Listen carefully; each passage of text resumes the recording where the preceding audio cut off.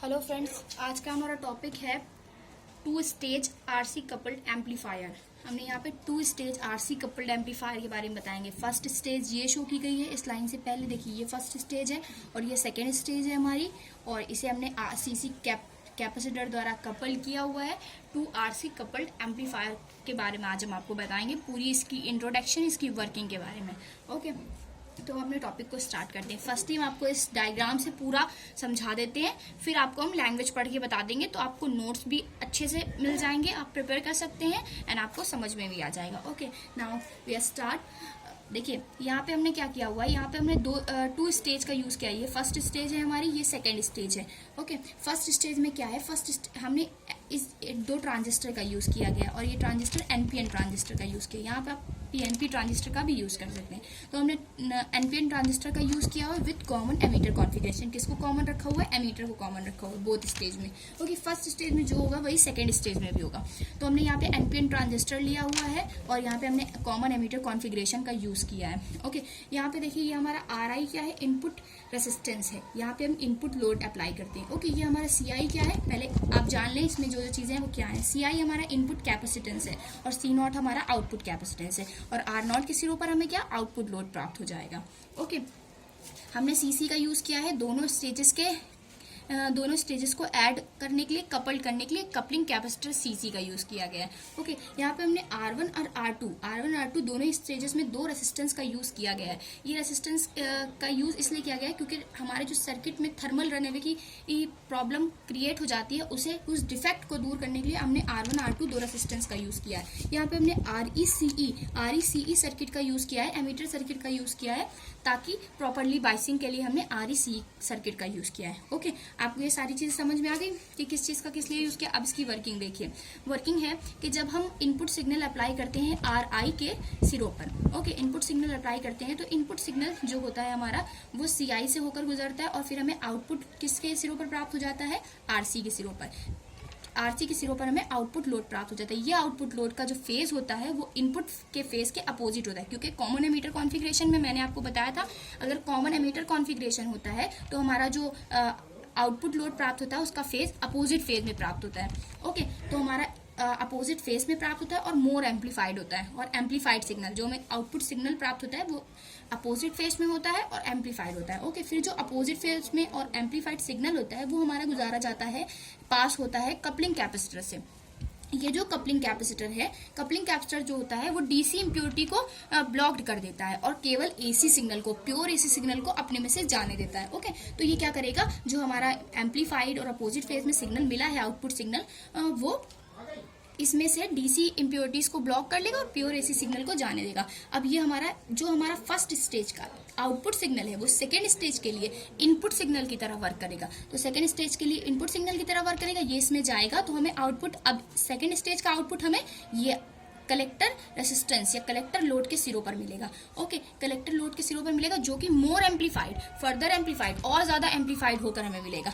ठीक है, और इसका जो फेज होगा इस सिग्नल का सेम हो जाएगा, क्योंकि देखिए आपने यहाँ पे इनपुट जो अप्लाई किया था, आउटपुट जो मिला आपको आरसी के सिरों पर वो अपोजिट फेज में था, फिर से आपने इनपुट की तरह अपोजिट फेज वाले को अप्लाई किया तो फिर से अपोजिट फेज हो जाएगा, तो सीधा प्राप्त हो जाएगा। ओके, देखिए पाई का डिफरेंस पहले में आया, फिर दूसरे में भी पाई का डिफरेंस आया तो 2 पाई हो गया। 2 पाई मतलब 360 डिग्री, और 360 डिग्री मतलब सेम हो गया। ओके, फेज सेम हो जाता है। तो ये जो मोर एम्पलीफाइड सिग्नल हुआ और जो जिसका सेम इनपुट सिग्नल के फेज के सेम है, उसे हम लोग फिर से किससे गुजारते हैं, सी नॉट, आउटपुट कैपेसिटर से होकर गुजारते हैं। आउटपुट कैपेसिटर क्या होता है, कुछ भी थोड़ी बहुत भी अगर इसमें डीसी इम्प्योरिटीज बची हुई रहती है तो ये आउटपुट कैपेसिटर द्वारा ब्लॉक कर ली जाती है, और प्योर एसी सिग्नल हमारा आर नॉट लोड पर, आर नॉट रेसिस्टर्स के सिरों पर हमें प्राप्त हो जाता है। इसी को हम क्या बोलते हैं, आउटपुट लोड, जिसका फेज क्या होता है, इनपुट लेड के बिल्कुल सेम होता है। दोनों का इनपुट लोड और आउटपुट लोड दोनों का फेज सेम होता है। ओके, आई होप आपको समझ में आया होगा। बहुत ही छोटी सी लैंग्वेज है, आप डायग्राम अगर आप समझ लेते हैं तो आपको पूरा समझ में आ जाएगा। एक बार मैं इसकी थ्योरी बिल्कुल क्लियर आपको पढ़ के बता दे रही हूँ तो आपको और क्लियर हो जाएगा। हाँ, तो देखिए इसकी theory, two stage RC coupled amplifier, the circuital arrangement of two stage RC coupled amplifier as shown in the figure. अभी जो मैंने आपको फिगर दिखाया वही उसी के बारे में बता रहे हैं कि शो किया गया है। 2 NPN transistor are taken in common emitter configuration. Okay, 2 NPN transistor का यूज किया है हमने, और कौन सा कॉन्फ़िगरेशन लिया हुआ है, common emitter configuration. Couple together by a coupling capacitor CC, CC coupling capacitor द्वारा दोनों स्टेजेस को आपस में जोड़ा गया है। ओके, सीसी कैपेसिटर द्वारा। To properly biasing the emitter terminal RE-CE circuit is used in both the stages. दोनों स्टेजेस में मैंने क्या है, RE और CE सर्किट का यूज किया है। किस लिए यूज किया RE-CE सर्किट का? प्रॉपर्ली बाइसिंग के लिए। Okay, CI is the input capacitor while, जबकि C0 is the output capacitor. C0 हमारा क्या है? आउटपुट कैपेसिटर है। CI हमारा इनपुट कैपेसिटर और C0 हमारा कौन सा है? आउटपुट कैपेसिटर है। A mixed type biasing having two resistors R1 R2 are connected। हमने दो रेसिस्टर्स R1 और R2 को सीरीज में कनेक्ट किया हुआ है in both the stages to remove the defect of thermal runaway. मैंने आपको बताया R1 R2 दो स्टेजेस का, दो रेसिस्टर्स का यूज किया है थर्मल रनअवे के डिफेक्ट को दूर करने के लिए, रिमूव करने के लिए। ओके, ये हो गई इसका इंट्रोडक्शन कि ये इसमें किस किस चीज का यूज किया गया है उसके बारे में। ठीक है, ऑपरेशन देखिए क्या होता है। When a small input signal voltage E input is applied across the input load RI के सिरों पर जब हम इनपुट लोड EI को अप्लाई करते हैं इन फर्स्ट स्टेज के, इट इज एम्पलीफाइड। तो ये क्या होती है? एम्पलीफाइड हो जाती है such that an amplified signal voltage in opposite phase is obtain on the collector load RC। हमने आपको बताया फर्स्ट स्टेज का जो कलेक्टर लोड RC उसके सिरों पर हमें आउटपुट सिग्नल प्राप्त होता है जो कि अपोजिट फेज में होता है। ओके, अपोजिट फेज में होता है और एम्पलीफाइड होता है। ठीक है, this is allowed to pass through the coupling capacitor. अब जो आउटपुट मिलता है फर्स्ट स्टेज का वो किससे पास होता है? CC कैपेसिटर से पास होता है। To pass through the coupling capacitor CC।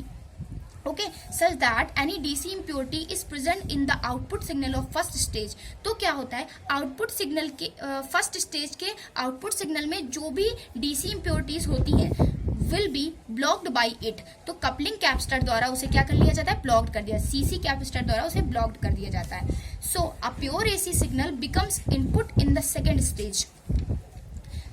Pure AC signal becomes input in the second stage. जो प्योर AC सिग्नल हमें मिलता है कपलिंग कैपेसिटर से निकलने के बाद वो सेकेंड स्टेज में क्या करता है? इनपुट की तरह वर्क करता है। फर्दर एम्पलीफिकेशन, फिर से और amplified voltage takes place such that, further amplification और एम्पलीफिकेशन के लिए हम क्या करते हैं? Takes place such that more amplified signal voltage is obtain at the collector load of second stage.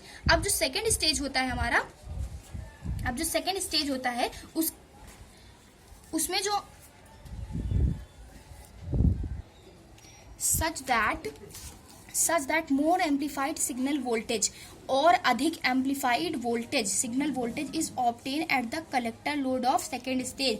तो अब क्या होता है? हमें सेकेंड स्टेज का जो आउटपुट रेसिस्टेंस होता है RC, मैंने डायग्राम में आपको दिखाया था, RC के सिरों पर हमें क्या मिलता है? कलेक्टर लोड मिल जाता है। कलेक्टर लोड RC के सिरों पर हमें और मोर एम्पलीफाइड सिग्नल मिल जाता है। This final output signal is pass through the output capacitor C0। ये जो फाइनल या सेकेंड स्टेज का जो लोड होता है, आउटपुट लोड होता है, वो C0 से होकर गुजरता है। Such that any DC impurity if present in the output, अगर थोड़ी भी DC इम्प्योरिटी बची रह जाती है हमारी आउटपुट में तो क्या करते हैं? उसे C0 से गुजारते हैं। और C0 हमारा कैपेसिटर क्या होता है? DC इम्प्योरिटी को क्या कर देता है? Will be blocked and hence a pure and amplified output signal voltage is obtain across the output load R0। तो क्या करता है? जो C0 होता है वो कुछ भी बची कुची जो भी DC इम्प्योरिटीज होता है उसे ब्लॉक कर देता है, और जो हमारा प्योर AC सिग्नल होता है वो obtain across the output load R0 के सिरों पर हमें प्राप्त हो जाता है, जिसे हम लोग E0 कहते हैं।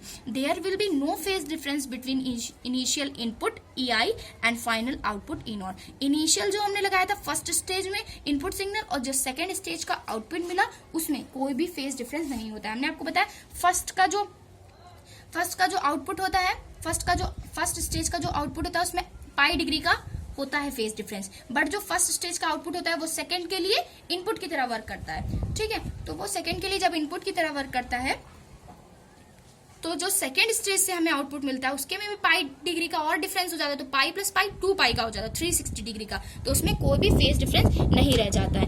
ओके, कोई भी फेज डिफरेंस नहीं रह जाता है। तो इस तरह से ये हमारा कंप्लीट हो जाता है वर्किंग। आई होप आपको समझ में आया होगा। अगर आपको हमारी वीडियो पसंद आती है तो प्लीज़ हमारे चैनल को लाइक, सब्सक्राइब और कमेंट करें।